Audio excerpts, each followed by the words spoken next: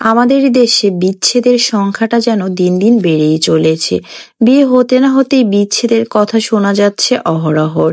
এই দেশের মানুষেরা এতটাই নিষ্ঠুর, এতটাই পাষাণ হয়ে গেছে যে তারা বিয়ে করতে না করতেই বিচ্ছেদের ঘটনাটা ঘটিয়ে ফেলে খুব সহজে।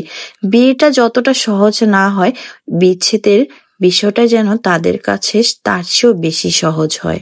এত ভালোবাসা, এত মায়া মহব্বত ছেড়ে এত সুন্দর একটি সংসার ছেলে কেনই বা তারা বিচ্ছেদে জড়িয়ে পড়ে। সংসার লাইফে অনেক ঝগড়া হবে, অনেক মান অভিমান হবে, তবে বিচ্ছেদের মতো এমন একটি কাজ কেনই করতে হবে? আমরা যদি নিজেরাই নিজেদের ভুল বুঝতে পারি, নিজেদের কাছে নিজেরা ক্ষমা চাইতে পারি, তাহলে কিন্তু আর এই বিচ্ছেদের মতো এই ঘটনাগুলো আর ঘটে না আমাদের সমাজে। সংসার লাইফে যতই ঝড় ঝাপটা আসুক না কেন, একে অপরকে কিন্তু কখনোই দোষারোপ করা যাবে না। দুজন দুজনকে বিশ্বাস করতে হবে আর সারা জীবন আঁকড়ে বাঁচতে হবে। এরই নামই কিন্তু ভালোবাসা, আর এরই নাম কিন্তু সংসার। সংসার করাটা আদৌ সহজ নয়, তবে দুজন যদি ঠিক থাকে তাহলে সেই সংসারে সুখ শান্তি থাকবে সব সময়।